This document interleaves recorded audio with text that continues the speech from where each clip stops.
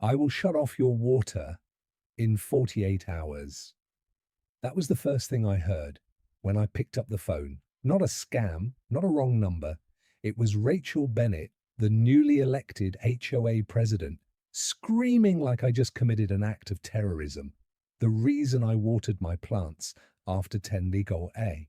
Emma's single threat kicked off a nightmare campaign from a woman who believed her HOA title gave her the right to control every breath we took. I used to think neighborhood bylaws were just paperwork. I was dead wrong ever dealt with someone like That. Drop a comment below. I need to know I'm not the only one who's lived this madness.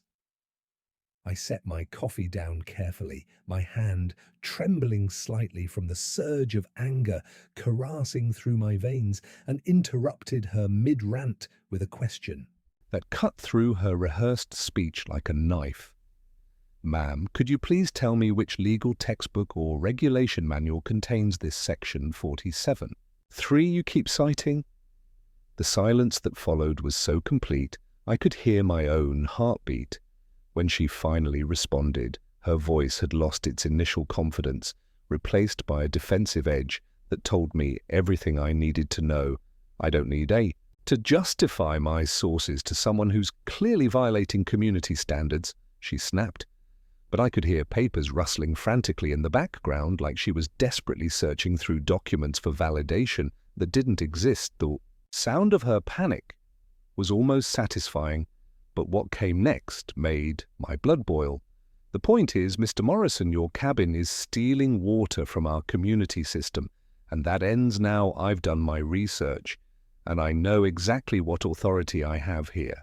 The accusation hit me like a physical blow, and I found myself standing without realizing it. My free hand clenched into a fist as I stared out at the lake that had been my family's sanctuary for decades. The sheer audacity of this woman accusing me of theft when she clearly had no idea what she was talking about made me want to reach through the phone and shake some sense into her. Instead, I forced my voice to remain calm as I explained that my cabin had its own well-installed decades before her precious HOA community even existed. But Rachel Bennett wasn't interested in fact. She cut me off with another barrage of invented legal citations, each one delivered with the breathless enthusiasm of someone who'd recently discovered a new vocabulary but hadn't quite mastered its proper application. Property Liability Code, Section 12. 9 clearly states that unauthorized water usage violates community insurance standards, she declared, and I could practically hear her consulting whatever fake manual she was reading. From what struck me most about Rachel's assault wasn't just her aggressive approach, but the way she seemed to be trying to drown me in authoritative-sounding language rather than engaging in actual conversation. She threw around terms like residential compliance violations and insurance liability infractions, with the desperation of someone who knew their argument was built on quicksand but hoped that enough fancy words might make it solid. When I calmly asked her about her background in insurance law, her response was a masterpiece of deflection. I've completed comprehensive training in residential property insurance, which gives me full authority to identify and address violations like yours. My certification is more than sufficient to handle situations like this. The way she emphasized comprehensive training and certification told me everything. This was probably a weekend seminar, not the years of professional education she was trying to imply. As our conversation deteriorated into a battlefield of wills, I began to see the real Rachel Bennett. Beneath the manufactured authority, she was clearly new to power, drunk on the intoxicating feeling of having people listen to her demands, and absolutely terrified that someone might call her bluff. Her threats became increasingly theatrical as she realized I wasn't immediately cowering before her imaginary legal expertise. Mr. Morrison, I want you to understand that I take my responsibilities very seriously. This community has standards that I will enforce whether people like it or not. Your continued defiance of legitimate regulations puts everyone's insurance coverage at risk. There was something almost childish about her desperate need to be taken seriously like a kid playing dress-up with mommy's business suit, except this particular game was causing real problems for real people. The conversation reached its climax when Rachel delivered her final ultimatum with all the dramatic flair of a courtroom prosecutor. You have exactly 48 hours to disconnect from our community. Water system, Mr. Morrison. If you fail to comply, I will pursue every legal avenue available to protect this community's interests. The irony was so thick, I could taste it. She was threatening to cut off water that I wasn't even connected to, while completely unaware that I actually controlled the water supply that served her entire precious community. As I hung up the phone, my anger had transformed into something more dangerous. Cold, calculating determination. Rachel Bennett had just picked a fight with the wrong person, and she was about to learn a lesson about the difference between real authority and the kind you buy with a weekend certification course. The lake stretched out before me, serene and eternal, and I couldn't help but smile as I realized that this woman had no idea what storm she just unleashed.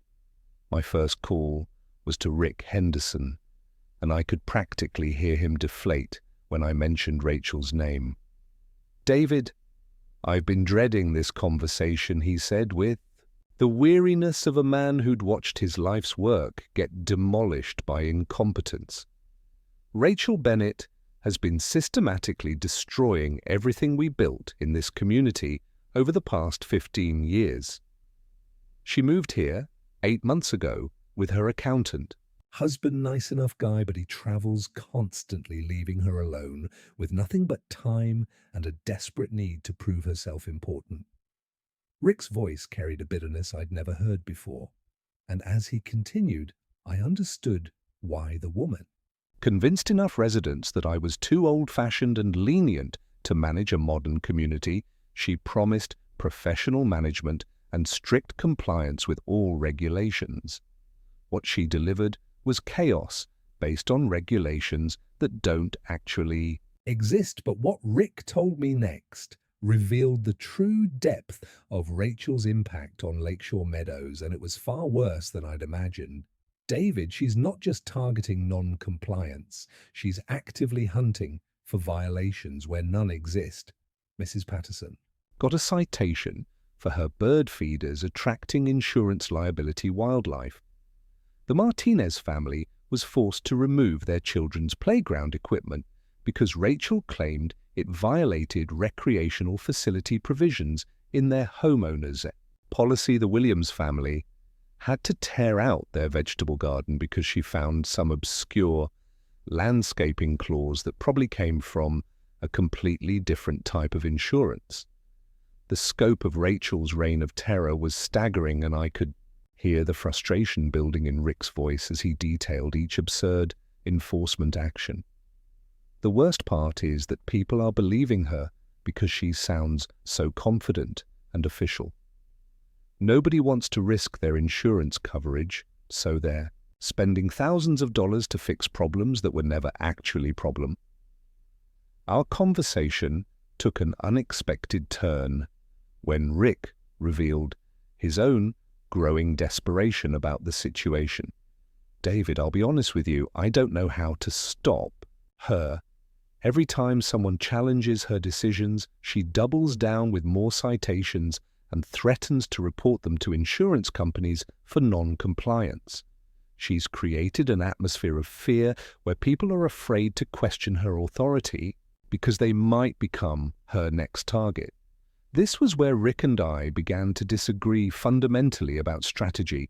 While he advocated for a diplomatic approach, maybe if we could organize a community meeting and present alternative interpretations of these regulations.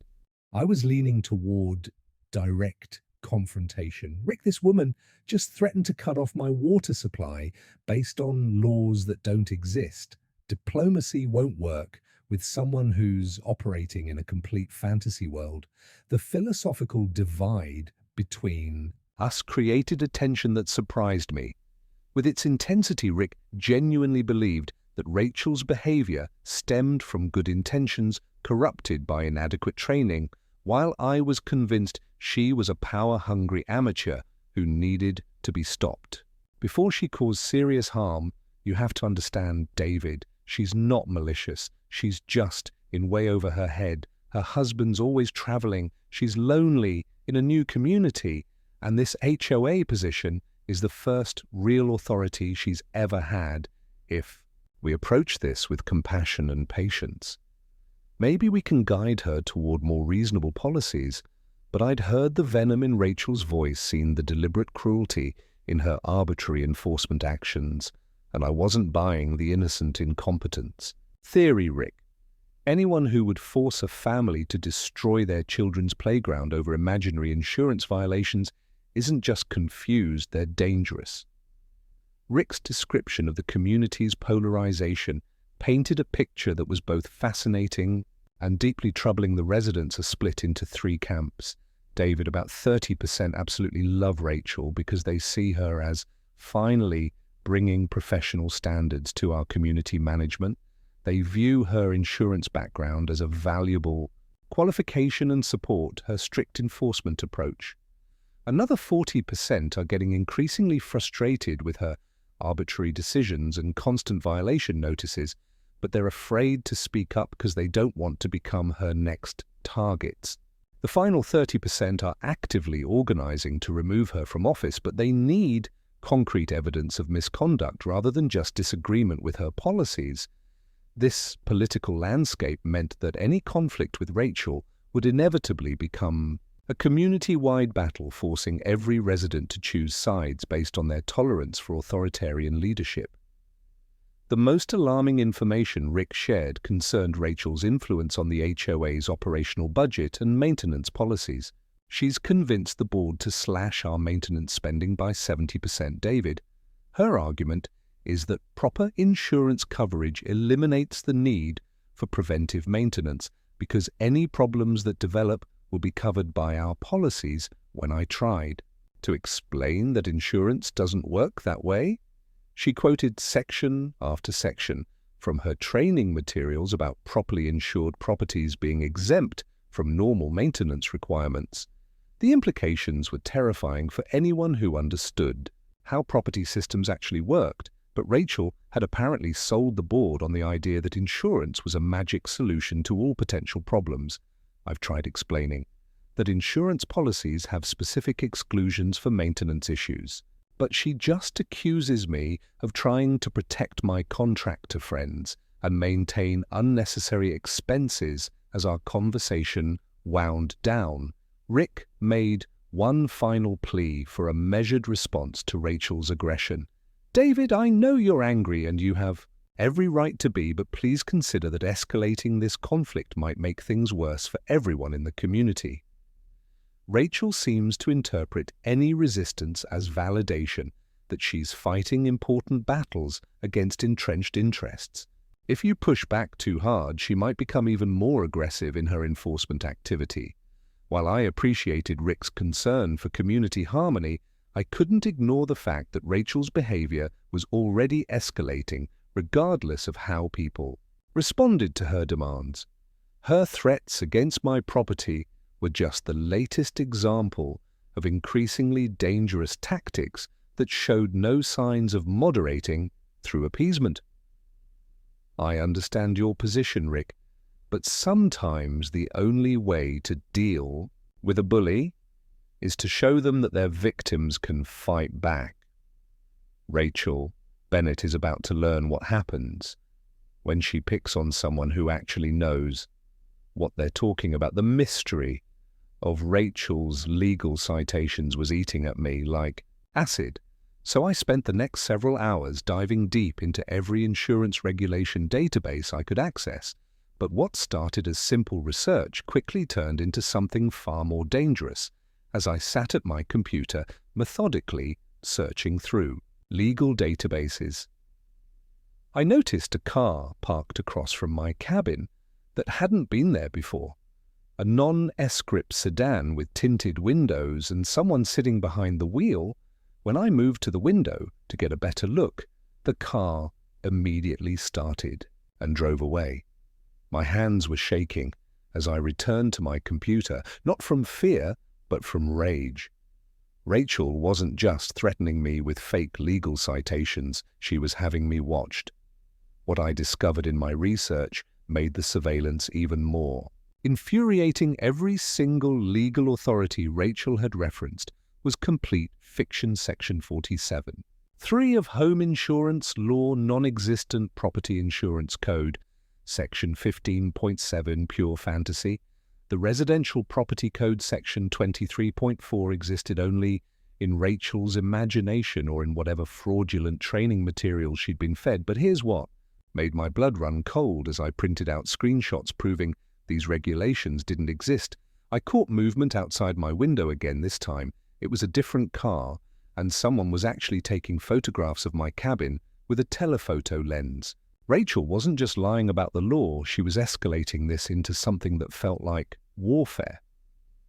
I called Tom Richards immediately, my voice tight with a mixture of anger and concern. Tom, I think we've got a bigger problem than just Rachel's.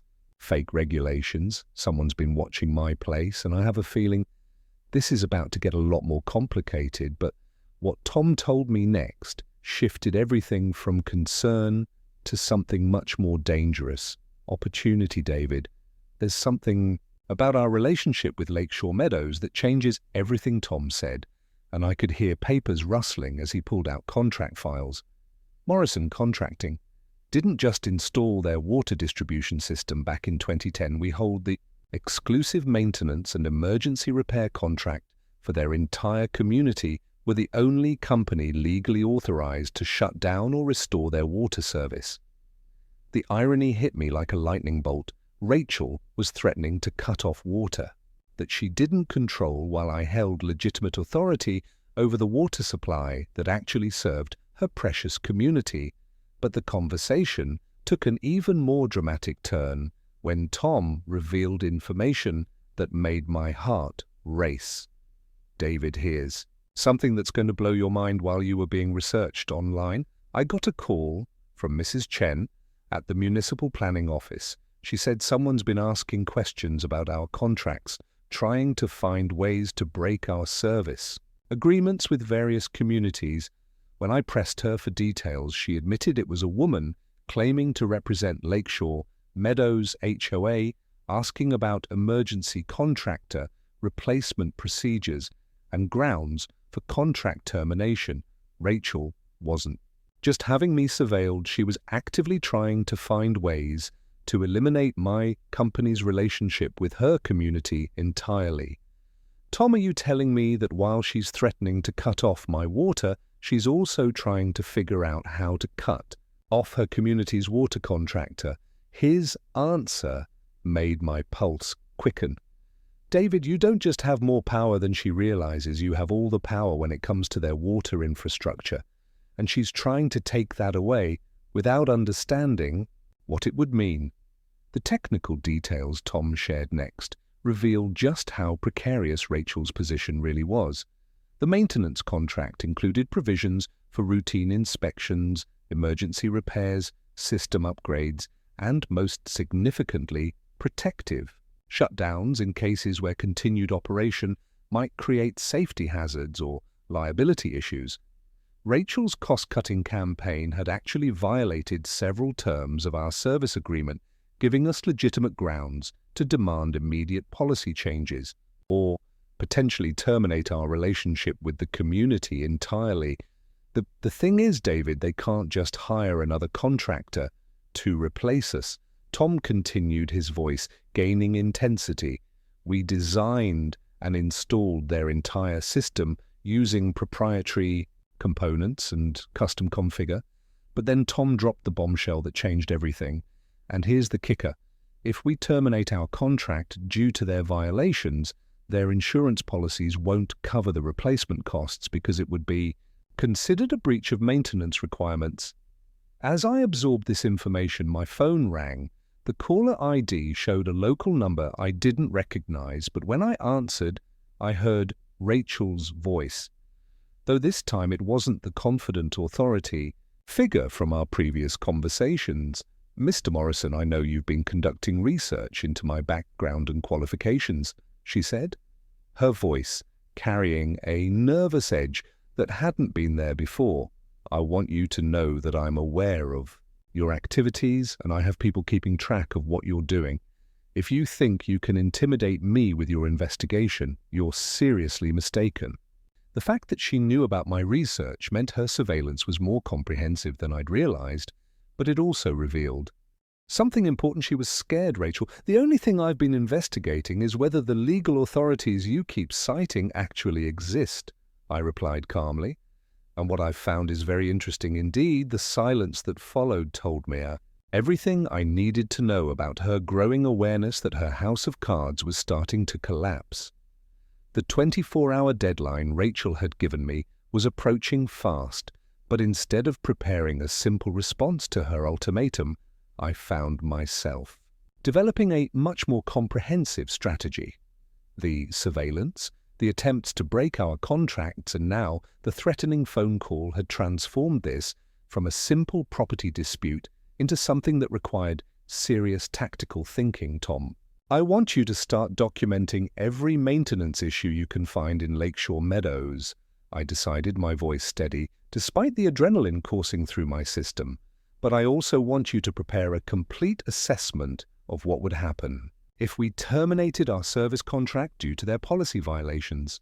Rachel Bennett thinks she's playing games with fake legal authorities, but she's about to discover what real contractual power looks like when it's backed by actual law and genuine expertise."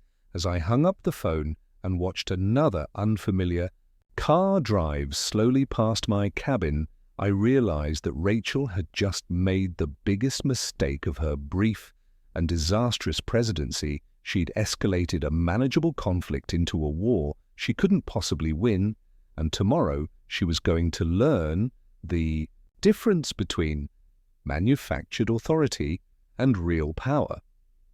Rachel's 24-hour deadline arrived with all the subtlety of a declaration of war, but this time she'd brought reinforcements that I hadn't expected. I watched from my kitchen window as a convoy of 5 vehicles rolled up my driveway, Rachel's Toyota Camry leading the charge, followed by 2 pickup trucks loaded with equipment and volunteers, a sedan carrying a photographer, and, most surprisingly, a van with Meridian Insurance Consulting. Painted on the side, Rachel had apparently called in what she thought were professional backup troops to support her manufactured authority as she emerged from her car wearing her signature duck t-shirt and pink puffy skirt, armed with her usual clipboard and overstead briefcase. I noticed she was speaking into a cell phone with obvious agitation. Something had clearly gone wrong with her plan, and I was about to find out what the confrontation that erupted on my front porch immediately took an unexpected turn when the supposed insurance consultant she'd brought began contradicting her statements almost immediately. "Ma'am, I need to clarify something," the man said, stepping forward with obvious discomfort. "After reviewing the documentation you provided, I can't find any of the regulatory citations you mentioned in our initial conversation. Property Liability Code, Section 12(9) doesn't appear in any standard insurance regulatory framework."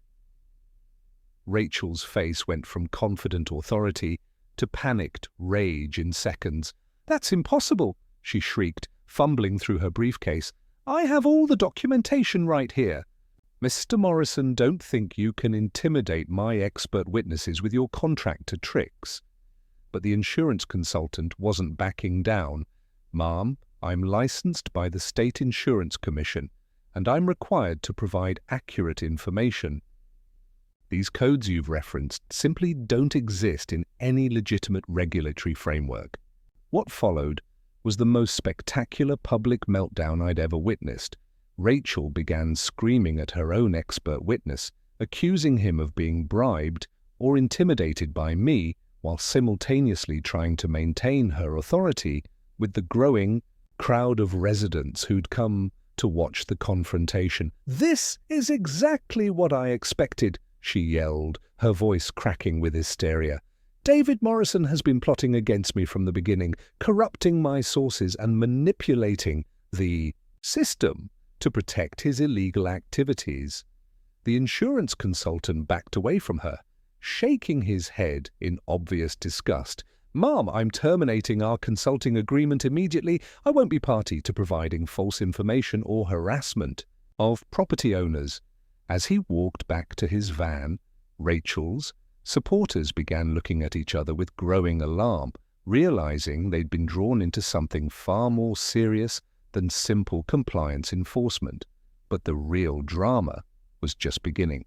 As Rachel continued her tirade, Mrs. Henderson, the elderly woman whose basement had flooded due to Rachel's maintenance advice, pushed through the crowd with a folder full of documents.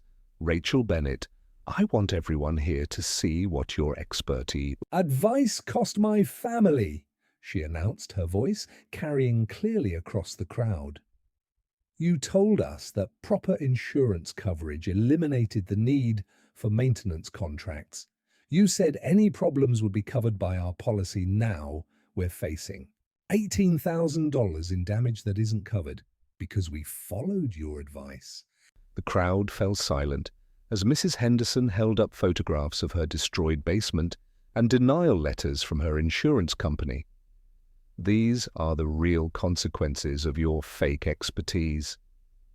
Rachel, real families losing their life savings because they trusted you." The mood of the crowd shifted dramatically as other residents began stepping forward with their own horror stories. The Martinez family described the thousands they'd spent removing and reinstalling playground equipment based on Rachel's invented safety regulations. Mrs. Patterson detailed the harassment she'd endured over her bird feeders and the unnecessary expenses she'd incurred trying to comply with non-existent insurance requirements. Each testimony was like another nail in the coffin of Rachel's credibility, and I could see her supporters melting away as the true cost of her amateur hour management became undeniable. "These people are all lying," Rachel screamed, her voice reaching a pitch that made people visibly cringe. They're part of David Morrison's conspiracy to undermine professional community management. Rachel's attempt to regain control of the situation by calling the police backfired spectacularly when the responding officers began asking questions about her qualifications and the legal authorities she'd been citing. "Ma'am, can you provide documentation for these regulatory codes you've been enforcing?" Officer Martinez asked. Consulting his notepad, "We've received several complaints about harassment and possibly fraudulent legal advice being provided to residents." Rachel's response was to double down on her conspiracy theories, accusing me of bribing the police and manipulating the entire system to protect my illegal water. "Connection officer, I demand that you arrest David Morrison for obstruction of justice and violations of community standards," she shrieked, pointing at me dramatically. The officer looked at her with obvious skepticism. "Ma'am, obstruction of justice is a very serious charge. Do you have actual evidence of criminal activity, or are we talking about civil disputes over property regulations?" The emergency HOA meeting that followed later that evening was unlike anything Lagore Meadows had ever experienced, with the community centre packed beyond capacity, with residents who'd witnessed Rachel's public meltdown and wanted answers. Rachel had apparently spent the afternoon trying to salvage her presentation, but the damage was already done. Her elaborate multimedia display of violations and regulatory breaches fell flat when residents began asking pointed questions about the legal authorities she couldn't provide and the expert witnesses who'd abandoned her when she tried to show photos of my water connections as evidence of illegal activity.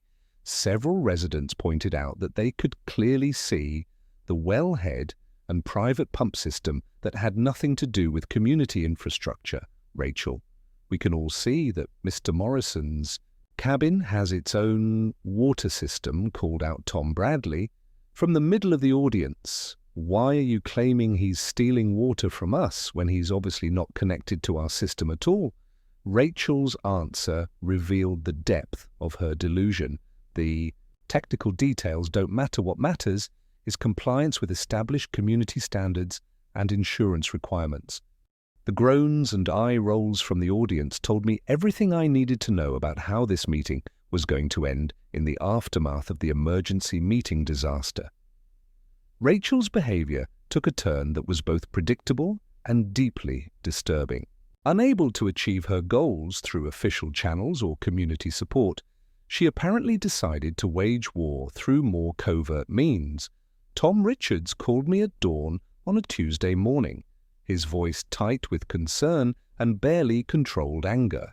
"David, we've got a serious problem. Someone's been conducting surveillance on our company facilities, photographing our equipment, documenting our work schedules, and asking questions about our contracts and client relationships." The idea that Rachel had escalated to actual surveillance made my blood run cold. But what Tom told me next was even worse. This isn't just casual observation. David, whoever she hired, is conducting systematic intelligence gathering, trying to build some kind of case against us or find ammunition for whatever legal challenge she's planning. The thought of being stalked and investigated by some amateur detective hired by a delusional HOA president made me feel violated in a way that her phone threats never. Had the surveillance campaign extended beyond just our business operations into something that felt like a coordinated assault on our professional reputation throughout the community, several Lakeshore Meadows residents reported being approached by individuals claiming to be insurance investigators who asked detailed questions about their experiences with Morrison contracting our work quality billing practices and contractual relationships. The investigators used official-sounding language and carried professional-looking credentials, but their questions revealed a fundamental misunderstanding of how construction contracts and insurance policies actually work. When I finally confronted one of these fake investigators directly, the encounter was almost comical in its amateurish execution.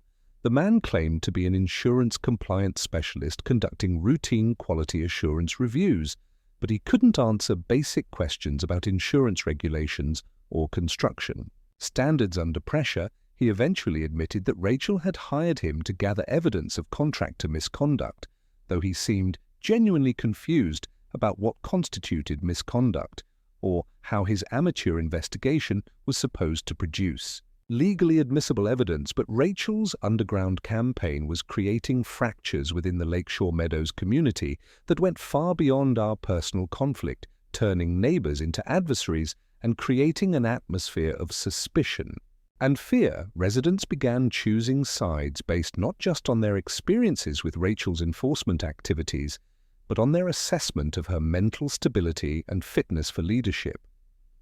The Martinez family, whose children's playground had been destroyed by Rachel's imaginary insurance requirements, became vocal advocates for my position and began organizing opposition to her continued presidency.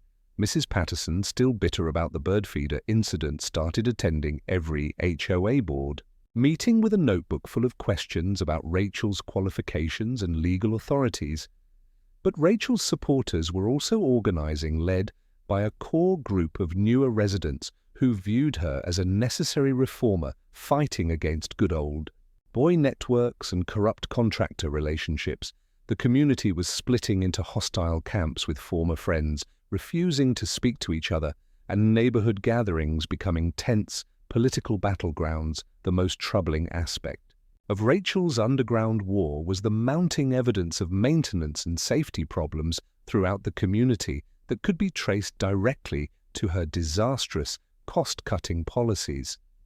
Tom and I began receiving emergency calls from residents whose water systems were experiencing problems that should have been prevented through the routine maintenance services Rachel had convinced them to cancel. A young family on Maple Street discovered dangerous lead contamination in their water supply that required expensive filtration and professional remediation. An elderly couple on Oak Drive faced a complete plumbing system failure that flooded their basement and caused thousands of dollars in damage that wasn't covered by their insurance policy because they'd followed Rachel's advice to cancel their maintenance contract. Each new crisis provided more evidence of the real-world consequences of Rachel's amateur hour approach to community management. But her response was always the same: blame the contractors, blame the insurance companies, blame anyone except herself for the chaos her policies were creating. Rachel's reaction to these mounting crises revealed the true depth of her delusion and her dangerous inability to learn from catastrophic mistakes instead of acknowledging the connection between cancelled maintenance services and system failures. She doubled down on her original theories while finding new targets for her enforcement obsession. She issued violation notices to residents whose landscaping didn't meet her evolving interpretation of insurance requirements, demanding immediate and expensive changes that often made no practical sense. She instituted new parking regulations based on her belief that certain types of vehicles created liability issues for the community's insurance coverage, forcing families to make expensive modifications to their driveways and garages.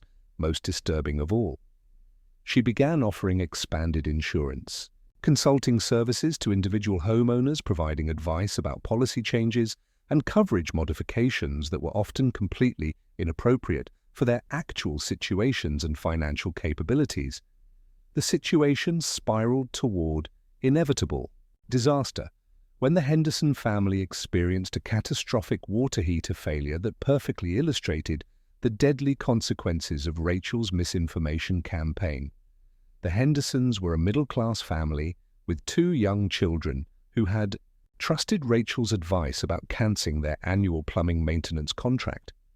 6 months earlier, Rachel had convinced them that their homeowner's insurance policy provided sufficient protection against equipment failures, making preventive maintenance an unnecessary expense that only benefited greedy contractors when their water heater failed, catastrophically flooding their basement and destroying thousands of dollars worth of stored belongings. The Hendersons discovered that their insurance policy specifically excluded coverage for damage resulting from inadequate maintenance. The family was facing financial ruin because they'd trusted their HOA president's interpretation of insurance regulations that she fundamentally misunderstood, creating a human tragedy that exposed the real cost of Rachel's authoritarian incompetence. As news of the Henderson family's disaster spread throughout Lakeshore Meadows, community sentiment began shifting decisively against Rachel's leadership and her dangerous policies. Residents who had previously supported her strict enforcement approach started questioning whether her actions were actually protecting their interests or creating new vulnerabilities that could destroy their financial security. The HOA board members who had initially endorsed her reform agenda began quietly distancing themselves from her more controversial decisions, particularly those related to maintenance contracts and insurance requirements. Anonymous emails demanding Rachel's immediate resignation began circulating throughout the community, and several residents approached me directly to ask for help in addressing the mounting problems her policies had created. The underground war that Rachel had initiated was turning against her with a vengeance, not because of any coordinated campaign on my part, but because the inevitable consequences of her incompetence were finally becoming impossible to ignore, deny, or blame on anyone else. The catastrophic failure I'd been dreading arrived not as a single event, but as a coordinated attack that began at exactly 3:17 on a frigid Thursday morning. My phone exploded with simultaneous calls from Tom Rick and the emergency dispatch service, all reporting the same terrifying news. Major water system failures were occurring throughout Lakeshore Meadows, but not randomly. They were happening in a pattern that suggested deliberate sabotage. The main distribution line serving the north section had ruptured, exactly where Tom had discovered tampering 2 days earlier, while secondary failures were cascading through the system at precisely the points where our maintenance contracts had been cancelled.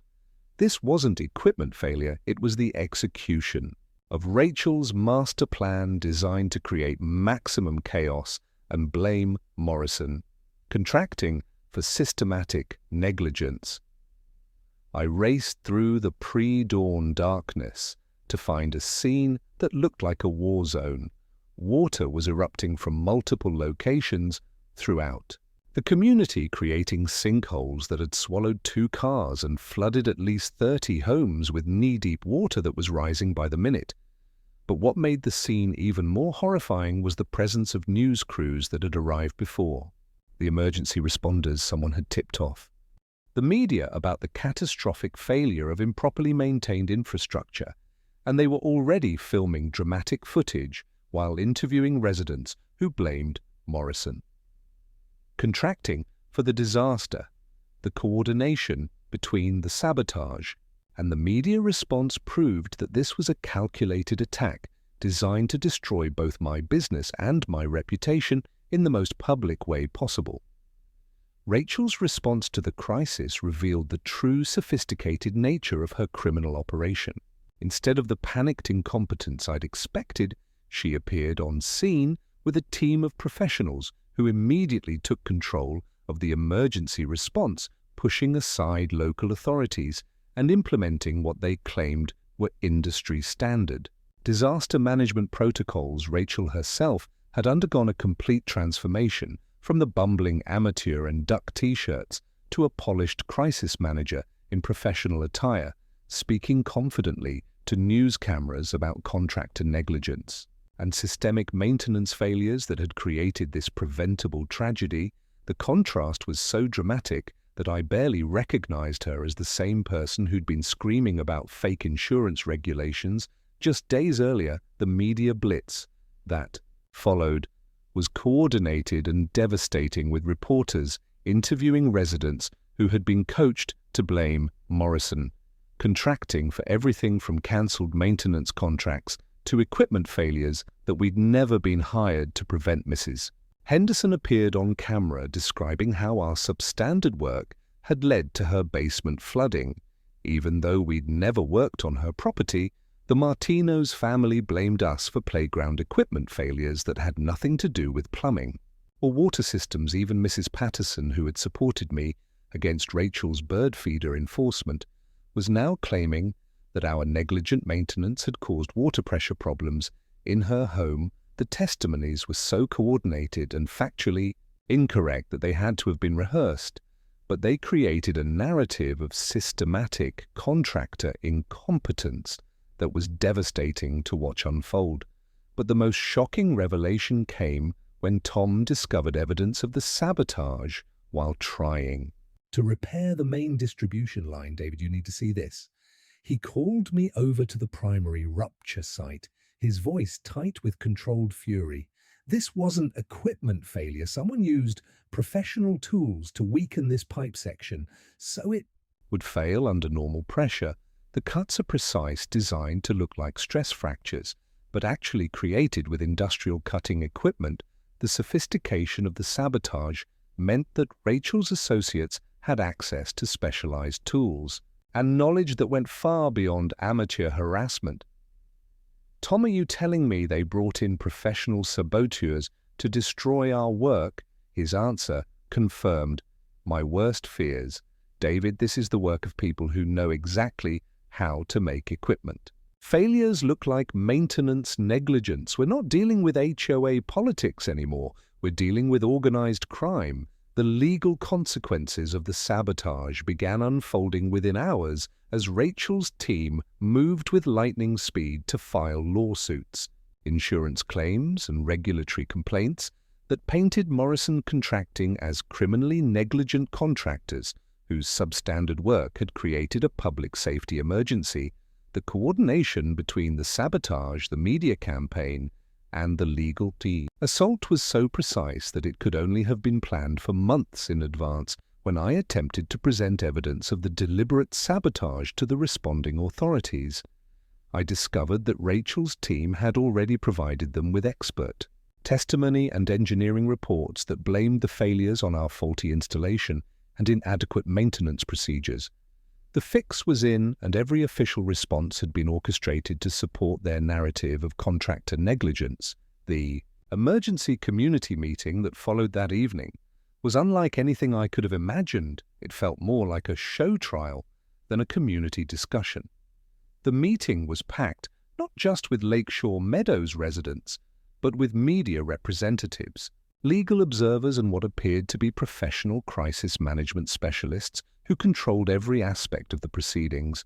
Rachel had been transformed from amateur HOA president into the polished spokesperson for a sophisticated operation that was systematically dismantling both my business and my reputation.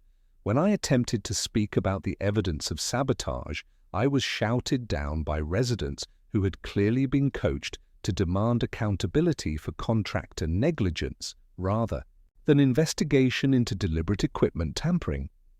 The meeting ended with overwhelming support for Rachel's proposal to terminate all contracts with Morrison Contracting and bring in qualified professional contractors who could restore community safety and reliability. Contractors who I was certain were already waiting in the wings to take over our work at premium rates. The final phase of Rachel's sophisticated criminal operation began to unravel when her own associates made a critical mistake that exposed the entire conspiracy.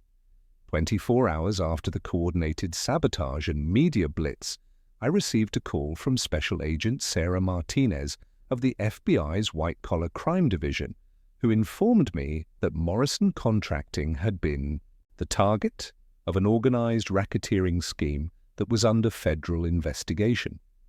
"Mr. Morrison, we've been monitoring this criminal organization for 8 months, Agent Martinez explained.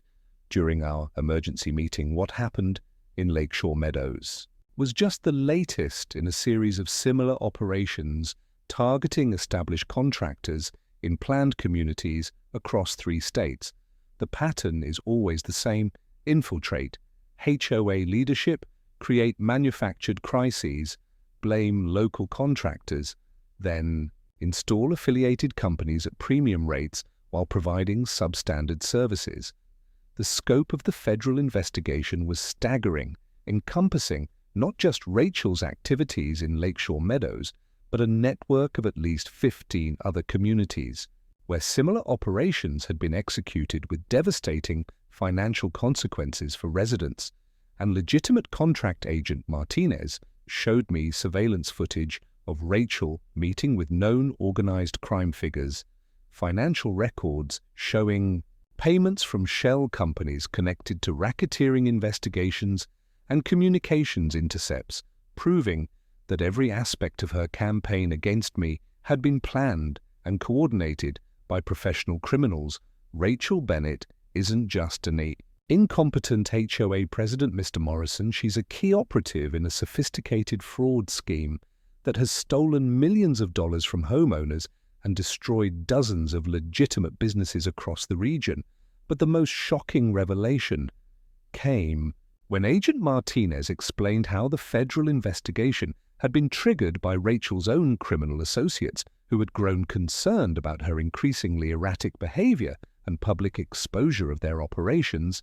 The organization prefers to operate quietly, Mr. Morrison using subtle manipulation and gradual takeovers that don't attract attention from residents or law enforcement. Rachel's theatrical approach with her fake legal citations and public confrontations was drawing exactly the kind of scrutiny that professional criminals work hard to avoid. Apparently, Rachel's transformation from amateur HOA president to polished crisis manager had been an attempt by her handlers to regain control of an operation that was spiraling out of control due to her personality disorders and desperate need for public attention. The arrests began at dawn on Friday morning with coordinated raids on Rachel's residence. the offices of her associated consulting companies, and the hotel, rooms where her out-of-state criminal associates were staying. I watched from my cabin as federal agents led Rachel away in handcuffs, her professional crisis management outfit replaced by an orange jumpsuit that seemed much more appropriate for someone who had terrorized an entire community through organized crime. The media crews that had been so eager to film the contractor negligence story were notably absent for Rachel's arrest, though Agent Martinez assured me that the FBI's public information office would be providing comprehensive details about the racketeering charges and the extent of the criminal conspiracy. The community's response to the revelation that their HOA president had been a federal criminal was a mixture of shock, embarrassment, and overwhelming relief. The emergency meeting called to address the arrests was packed with residents who had been manipulated into supporting Rachel's campaign against me, and their apologies were both heartfelt and devastating. To hear Mrs. Henderson broke down in tears as she described how Rachel's associates had coached her to blame Morrison, contracting for damage that had actually been caused by deliberate sabotage, the Martinez family explained how they had been pressured to give false testimony about playground equipment failures that had been staged by Rachel's criminal associates. Even Mrs. Addison, who had genuinely supported Rachel's early reforms, was horrified to learn that her legitimate concerns about community management had been exploited by organized crime to provide cover for a sophisticated fraud scheme. The restoration of Lakeshore Meadows began, immediately with federal agents working alongside Morrison Contracting to document the extent of the deliberate sabotage and begin repairs that would restore safe, reliable water service to the community. The FBI's forensic accountants discovered that Rachel's criminal associates had been preparing to charge residents triple the normal rates for emergency infrastructure replacement while providing systems that were deliberately designed to fail within 2 years, creating ongoing maintenance crises that would generate continuous revenue for their affiliated companies. The total financial damage that had been prevented by the federal investigation was estimated at over $2 million, representing savings of approximately $5,000 per household. In Lakeshore Meadows, the legal resolution of Rachel's criminal case moved with remarkable speed, as federal prosecutors had overwhelming evidence of racketeering, fraud, sabotage, and conspiracy charges that carried potential sentences of 20 to 30 years in federal prison. Rachel's attempt to negotiate a plea bargain by providing information about her criminal associates was rejected when prosecutors determined that she had been too peripheral to the organization's leadership to possess valuable intelligence about their broader operations. Her final court appearance was a pathetic display of self-pity and blame-shifting, as she claimed to have been manipulated and exploited by criminal associates who had taken advantage of her genuine desire to improve community standards. The federal judge's response was swift and decisive. 35 years in federal prison without possibility of parole, plus restitution payments that would ensure Rachel spent the rest of her life paying for the damage she had caused to innocent families. The new HOA leadership, restored under Rick Henderson's experienced and ethical guidance, worked closely with Morrison Contracting and federal authorities to implement comprehensive infrastructure repairs and establish maintenance procedures that would prevent future exploitation by criminal organizations. The community learned valuable lessons about the importance of verifying the credentials and motivations of elected leaders, the dangers of allowing fear to override critical thinking, and the difference between legitimate authority and sophisticated criminal manipulation. Property values recovered quickly as residents regained confidence in both their infrastructure and their community. Governance and the neighborhood associations that had been manipulated by Rachel's criminal operation were rebuilt on foundations of transparency, accountability, and genuine community service rather than manufactured crises and false expertise. As I sit on my dock this morning, Watching the sunrise paint Mirror Lake in shades of gold and silver, I'm struck by how this experience transforms my understanding of the threats that modern communities face from organized crime and sophisticated fraud scheme. Rachel Bennett's criminal operation demonstrated that real danger comes not from obvious villains, but from polished professionals who exploit legitimate community concerns to advance criminal agendas that can destroy entire neighborhoods. Financially, while appearing to provide necessary services and reforms, the lake that has sustained this place for thousands of years continues flowing according to natural laws that transcend human corruption, reminding me that the most effective defense against sophisticated criminals is often the simple commitment to truth, transparency, and genuine service to others rather than personal gain or manufactured authority. In the end, justice prevailed not because I was particularly clever or powerful, but because criminal organizations that depend on secrecy and manipulation cannot survive when their activities are exposed to the light of community scrutiny.